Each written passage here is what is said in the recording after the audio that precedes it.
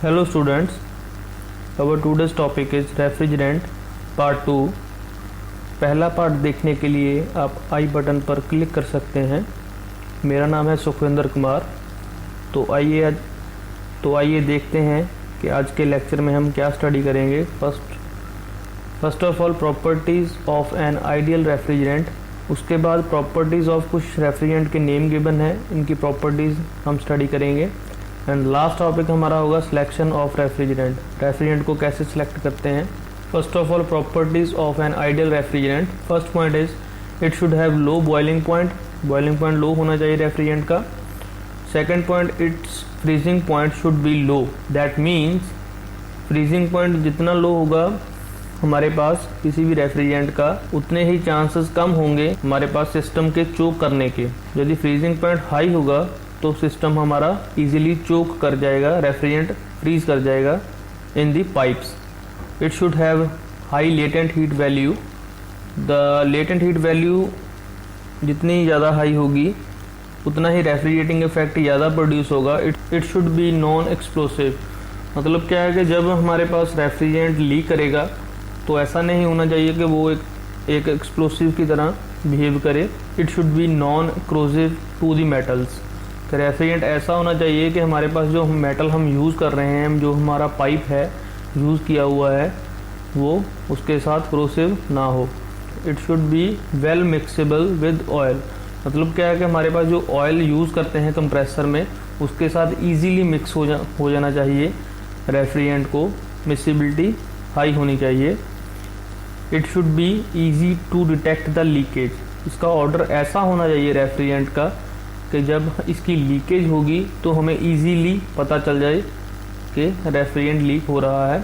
It should be able to operate on positive pressure. इसका क्या मतलब हुआ कि जब हमारा रेफ्रिजरेंट पॉजिटिव प्रेशर पर वर्क करेगा तो उसमें जो रेफ्रिजरेंट जब भी लीक होगा तो वो आउटसाइड आएगा, बाहर आएगा। बट जब हमारा pressure, operating pressure below the atmospheric pressure होगा तो बाहर की एयर और मॉइस्चर इनटेक करेगा सिस्टम। जब सिस्टम में air as well as moisture अंदर चला जाएगा तो उससे क्या होगा कि जब वेपोरेशन होगी तो हमारा सिस्टम चोक कर जाएगा। It's thermal conductivity should be more. जब हमारे पास condensation as well as evaporation होगी, जितनी ज़्यादा थर्मल कंडक्टिविटी होगी उतनी ही हीट ट्रांसफ़र कर पाएगा refrigerant outside the system. Next हमारे पास है प्रॉपर्टीज़ ऑफ दीज रेफ्रिजरेंट्स। जो यहाँ पर लिखे हुए हैं रेफ्रिजरेंट, उनकी प्रॉपर्टीज़ गिवन है। R717 that is the ammonia. यहाँ पर रेफ्रिजरेंट के नेम गिवन है, उसके साथ उनके boiling point, latent heat, critical temperature, specific heat ratio, ODP and GWP given है। यहाँ पर एप्लीकेशन गिवन है, कहाँ पर हम यूज़ करते हैं ये वाला रेफ्रिजरेंट। एंड लास्ट में दिया है colour code of cylinder. First of all ammonia एक ऐसा मॉलिक्यूल है जिसमें नाइट्रोजन का एक एटम एंड हाइड्रोजन के 3 एटम यूज़ होते हैं। And this is the toxic refrigerant. Ammonia attacks on the copper in the presence of moisture but does not crude iron और स्टील। इसीलिए हम जब अमोनिया यूज़ करते हैं तो जो पाइप यूज़ करते हैं वो होता है स्टील का। जो इसका बॉइलिंग पॉइंट गिवन है that is the -33.35 degree Celsius and the latent heat at the normal boiling point is 1368.9 kilo joule per kg and the critical temperature is 133.0 degree Celsius. Specific heat की ratio given है 1.31 ODP that is the ozone depletion potential that is 0 and the global warming potential that is also 0। कहाँ पर हम use करते हैं इसे ammonia को? Cold storage में, आइस प्लांट में, फूड प्रोसेसिंग में, frozen food cabinets. And colour code क्या है इसका? ब्लैक। जो सिलेंडर का कलर होगा वो होगा ब्लैक अमोनिया का। इसके बाद आ जाता है R22। जैसा कि इसमें भी बॉइलिंग पॉइंट गिवन है -40.8 डिग्री सेल्सियस। लेटेंट हीट की वैल्यू गिवन है हमारे पास 233.2 kilo joule per kg। Critical temperature की वैल्यू गिवन है 96.02 डिग्री सेल्सियस। स्पेसिफिक हीट की रेशो गिवन है हमारे पास 1.166 and ozone depletion potential given है 0.05, ग्लोबल वार्मिंग पोटेंशियल हाई है। ये हमारे पास air conditioning system and cold storage में यूज़ होता है। एंड जो हमारे पास सिलेंडर का कोड है that is the green. It is non flammable, non-toxic and sweet odor. It is miscible with the oil at condensing temperature. The major advantage of the refrigerant R22 over the refrigerant R12 is smaller compressor displacement, about 60%, and thus the refrigerating capacity is 60% more, so the coefficient of performance is much high. Next हमारे पास है R134A। जैसा यहाँ पर given है आप देख सकते हैं, बॉइलिंग पॉइंट गिवन है, latent heat, critical temperature and ODP GWP specific heat की रेशो एंड एप्लीकेशन गिवन है। इसका कलर कोड है हमारे पास sky blue. It is composed of the 2 carbon 2 hydrogen and the 4 fluorine atoms. It's chemical formula is C2H2 and F4 and the molecular weight is 102.03। It is non corrosive, non flammable and having low toxicity. इसके बाद हमारे पास R744 that means carbon dioxide. Carbon dioxide is the chemical compound of carbon and the oxygen and its chemical formula is CO2. One molecule of carbon dioxide consists of the 1 atom of the carbon and the 2 atoms of the oxygen. This is one of the oldest refrigerant used in the mechanical refrigerator.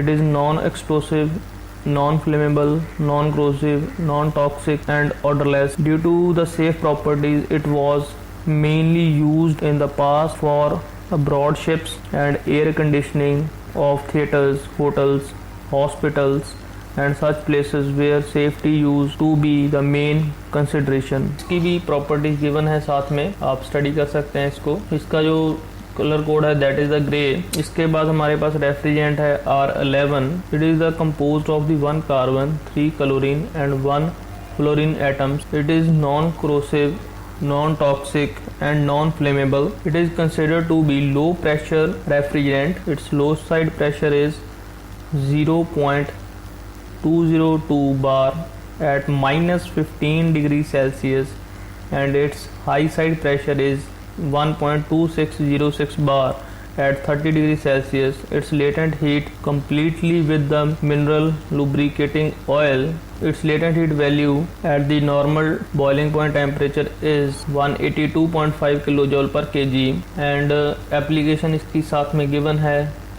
Large air conditioning system में use होता है, industrial heat pumps का जो colour code है that is the orange. इसके बाद refrigerant आ जाता है R12। It's 1 molecule is composed of 1 carbon 2 chlorine and 2 fluorine atom. It is very popular and stable refrigerant because it is non-flammable, non-explosive and non-toxic. It mixes fully with the mineral lubricating oil. It is the colorless and the almost odorless liquid with the boiling point -29.8 degrees Celsius at atmospheric pressure, which makes it suitable for use in the low, medium and high temperature applications. ये हमारे पास domestic refrigerator, small air conditioner, water cooler and small cold storage use करते हैं इसे। इसकी ये एक disadvantage आप देख सकते हैं कि यहाँ पर global warming potential is much high, बहुत ज़्यादा है इसका global warming potential and colour code इसका वाइट है। एंड लास्ट में हमारा रेफ्रिजरेंट है R502 that is the azeotrope refrigerant, that is the mixture of R22 and R115. It is a non-toxic, non-flammable, non-irritating, stable and the non-corrosive refrigerant. हमारे पास commercial refrigeration equipment में use होता है refrigerant. ये refrigerant commercial refrigeration equipment में use करते हैं। Refrigeration facilities of food industry, factories, transport refrigeration facilities and इसका colour code है light purple and it's global warming potential is also much high 4657।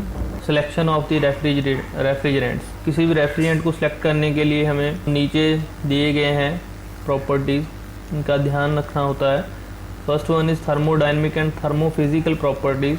इसमें क्या है, सक्शन प्रेशर। सक्शन प्रेशर जब हमारा कंप्रेसर रेफ्रिजरेंट को अपने अंदर सक करेगा, उसका प्रेशर जो होता है वो एटमॉस्फेरिक प्रेशर से ज़्यादा होना चाहिए। उसके बाद डिस्चार्ज प्रेशर। डिस्चार्ज प्रेशर हमारे पास क्या है कि रेफ्रिजरेंट जब कंप्रेसर से बाहर निकलेगा और कंडेंसर के अंदर जाएगा, वो प्रेशर हमारे पास कम होना चाहिए। उससे हमारा कंप्रेसर का वर्क कम होगा। कंप्रेसर का वर्क कम होगा तो हमारे पास कोफिशिएंट ऑफ परफॉर्मेंस हाई होगा।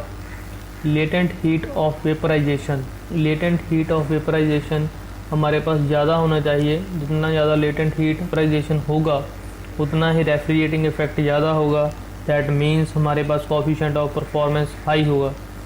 थर्मल कंडक्टिविटी, थर्मल कंडक्टिविटी क्या है? Thermal conductivity of refrigerant must be high. जितनी ज़्यादा थर्मल कंडक्टिविटी होगी रेफ्रिजरेंट हमारे पास वेपोरेशन एंड कंडेंसर में उतनी ही ज़्यादा हीट को ट्रांसफ़र करेगा विद द सराउंडिंग्स।